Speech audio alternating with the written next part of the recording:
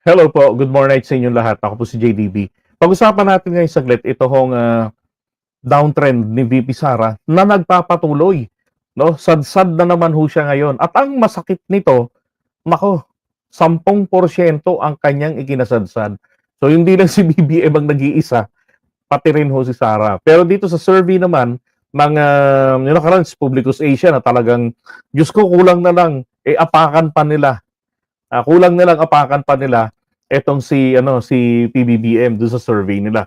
Pero hindi nila naitago doon sa Publicus Asia yung pagbagsak din ni Sara, 'di ba, sa kanilang survey. Oh. Now, buti naman, 'di ba? Kasi alam niyo naman kung sino yung bossing doon, si Malotikia, na siya namang political strategist ng mga Duterte. So conflict of interest, right? Now, ito ho, ang Okta Research, merong isinagawa silang research. I believe that was way back November to hanggang December. Ayan. So sabi rito, this marks the first time both the trust and performance ratings of the Vice President have fallen below the majority threshold. Ibig sabihin, yung ilan yung sa majority threshold? 55 o 51, ganun. Diba? Notably, these figures represent the lowest ratings for the Vice President recorded since December 2023. Yun po kasi yung panahon na nagsimula talaga siyang bumulusok eh. Bakit? Tinatanong siya, anong ginawa mo sa budget na confidential funds noong 2022? Yung December na binigay sa'yo. Diba? Way back September yan, ayaw niya sinasagot niya ng matino. And then, after she figured out that she made a mistake, inatake niya yung mga nagtatanong. Tinira niya si Risa Ontivero. Sabi niya, wala ako talagang respeto dyan kay Risa. Imbis na i-explain niya sa media o sa mga kaharap niya, di ba? Tapos sabi pa niya, yun yung kung sino ang kumokontra sa confidential fund, di ba? Yung mga ganun, kalaban ng bayan. Ng logic yan. May karapatang tanongin yung mga yun. Sila yung nag-aaproba ng budget at yung pinagkunan ng 125 million ay galing po sa inaprubahan nilang budget ng Pangulo. Ayan trust and performance yan. November 10, 20, hanggang 16, sinagawa yung survey na to ng Okta Research. So trust rating ni Sara ay 49%. Ang performance niya is 48%. Sa BBM naman, 65%. In trust, and then yung performance is 64. So parang nagpalit na lamang sila ng pwesto. Si Martin Romualdez, tumaas na rin po siya sa majority threshold. Okay, 58, 59. Yan. So dito po tiwala ho ang pinag-uusapan dito. No? Trust rating ho ito. Yung pagtitiwala ng taong bayan. Diba? Hindi ito performance, pagtitiwala yan. Kaya rito, pinatutunayan rin nito, totoo yung mga surveys namin ng mga iba't ibang mga vloggers. Ang tanong namin, kanino po kayo mas nagtitiwala? Sa presidente ba? O sa vice president? Sabi ng mga tao, sa presidente. Kasi siya nagpapatakbo ng bansa eh. Tapos yung isang natanong pa nga namin yung babae, yung matanda, yan. Akala ko si Sara ang pinagkakatiwalaan niya. Yan. Walang ginawa yang hayop na yan kundi manggulo. Yung kali survey namin ng survey channel doon sa San Jose del Monte, Bulacan. Bago magbagong taon. 'Di ba? Saklap 10 points ang isinadsad. Wow. Alam niyo bakit ito big deal kung tutuusin para kay Sara. Kasi wala namang mandatong binigay sa kanya ang saligang batas. 'Di ba? Walang binigay. Ang trabaho ng Office of the Vice President ay hahalili kapag kinailangan ng pagkakataon. Hindi na makapag-function sa kanyang trabaho. Ibig sabihin, hindi na ma-discharge ng Pangulo yung trabaho niya. Saka lamang po siya makaka-assume. So, habang nakatambay ang trabaho po ng Vice President, ina-update niya ang sarili niya sa lahat ng mga nangyayari. Kaya dapat lagi siyang nakasuporta sa Pangulo. 'Di ba? Dapat nga ang posisyon ng Vice President ay Executive Secretary. At matuto na maghintay ng panahon na siya naman na ang kakandidato sa pampanguluhan. Hindi yung nagmamadali, 'di ba? Para kit gusto nyo palang magpresidente. Bakit hindi ka pa tumakbong presidente noong 2022? Like yung claim niya na I already won. I already have the presidency in 2022. Shit! Ba't hindi ka nag-file? Meron kang dalawang COC. Meron siyang dalawang budol COC. Kasi uso pa nun yung substitution style. Oh, 'di ba? At si Digong kaplastikan na inignore namin because I was still supporting and protecting Duterte at the time. Ignore lang namin yung sinabi niya na, pero nagulat ako ron na sabi niya bakit tumakbo ng vice, mataas siya sa survey, si Marcos mababa. Kaya ako naniniwala ako talaga kung bakit sila ngayon nagkukumahog na mapabagsak na si PBBM. To the point, 'di ba? Ginamit pa ang Iglesia ni Cristo. At nagpagamit naman. Dahil kaalyado nila, kasama sa ticket, itong si Marcoleta. 'Di ba? Pag binanalo si Marcoleta, tragis siya, malaking kahihiyan yan. Kahiyaan na. Kasi kailangan nilang bago tuluyang mawala ang tiwala ng taong bayan at suporta kay Sara, kailangan nilang makuha yung kapangyarihan. Para kahit mawala na yung tiwala ng taong bayan, katulad nung kay Gloria Arroyo noon, at least ang importante, nakuha niya na yung pwesto kay Erap. At siya na yung may kapangyarihan, 'di ba? Para harapin, banggain gamit ang puwersa ng gobyerno. Lahat ng mga kumukontra sa kanyang ginawa. 'Di ba? Kaya nga nung time ni Gloria, parang buong panahon naka-martial law eh. Hindi lang nga proclaim 'yun. Ang proklamasyon lang noon, state of emergency. Ngayon, 'yun ang pinapangarap ng mga kalaban ni BBM, martial law. Magi-impose para pigilin yung rally. Hindi nangyari. Sabi pa nila hanggang 13 na lang. Pagising nila, masakit na naman kalooban nila. BBM pa rin ang presidente.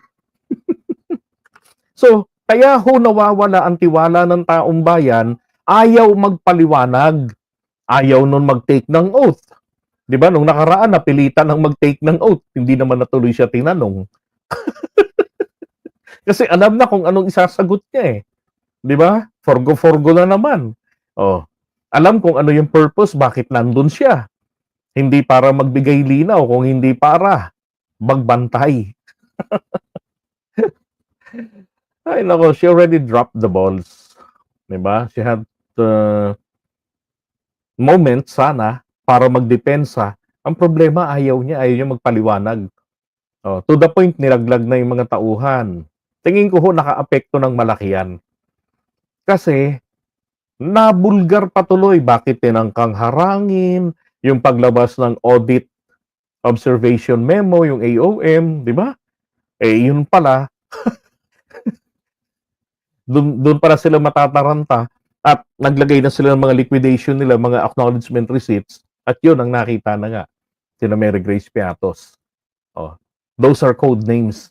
Pero wala rin po silang proof na itong mga gumamit ng code names na yan ay real person. Kasi kung totoong malinis ang trabaho, simple lang yan eh. Sabi nga ni Aling Gina Acosta, iba yung ginagawa nila rito sa confidential funds eh. Iba rin sa Davao.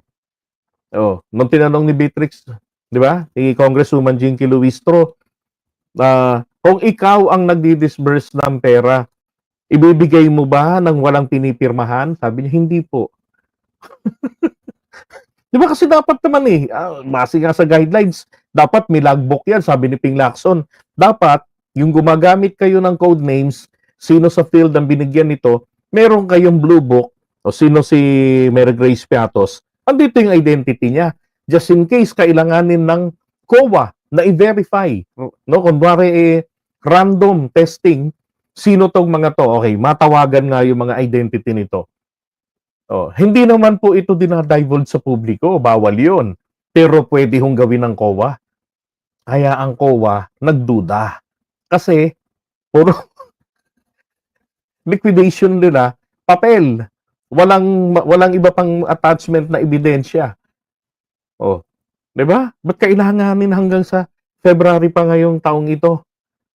Eh, putragis na yan ang pinag-uusapan nating pera 2022 pa, 'di ba? 2023. Ang haba ng palugit, ililiquidate lang kung paano ginastos, ang tagal na sa politika. So dun po nakaapekto ng malaki yan sa pagtitiwala ng taong bayan. Kaya hindi nakapagtataka itong pagsadsad ng 10 points. Okay, sa pagtitiwala ng taong bayan. Dito naman kay PBBM, bumaba, no? Ng at least 4 yung kanyang trust rating. September 69, ngayong nung November naging 65. 'Di ba? Mataas pa rin ho sa kabuuan. So, ang NCR niya 66, bumaba rin, dating 69 naging 66. Yung balance Luzon 78 naging 74. Lahat naman po bumaba sa kanya. Okay, pero ito ho yung nakakatuwa, ang Mindanao. Maliit lang ang ibinaba, 5 lang. 'Di ba? So very minimal. Kay Sara, eto, sa kabuuan ng bansa, 10 ang porsyentong nabawas. Pagdating sa NCR, ito pinaka-crucial, 17, mga kababayan. Imagine, 17 po yung nalaglag sa kanya dito sa NCR. So kaya ho pala, papunta-punta ng Baclaran, diba? Tapos eto namang itong Visayas, bumaba rin siya ng 2 points. Yan. So, and then Mindanao, negative or -5. Yan, ito. Pero pinakamalaki rin ho niyang ibinaba dito ho sa socio-economic classes, ang class E. Ang laki ng ibinaba niya, 13. No, so kumbaga ho, sa mga nasa laylayan ng lipunan, nabawasan ng malaking puntos ang tiwala nila kay VP Sara. Okay? Yan.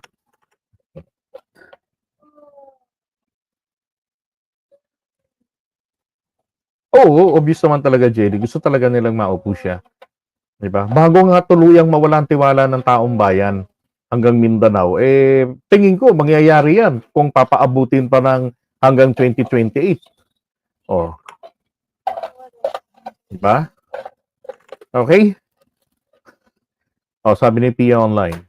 Rating, kayo-kayo lang naman gumagawa niyan. Ay, hindi po. Wala akong kinalaman dito. Wala akong kinalaman dito. Hindi ho ako nag-survey nito. Okay, si Okta Research po. Ang style ho ng Okta ay alam ko katulad sa publiko, nagpapadala sila ng mga emails, tapos yung mga tao magre-respond sa kanila. Ganun yung ginagawa nila. Hindi nyo ba napapansin mukhang lilipat na sa kabilang bakod ang mga politiko nyo? Hindi. Wala naman pong ganun na napapansin kami. Kayo, palagay nyo lang naman yun na may napapansin kayo. Di ba? Okay, iwan muna natin ito.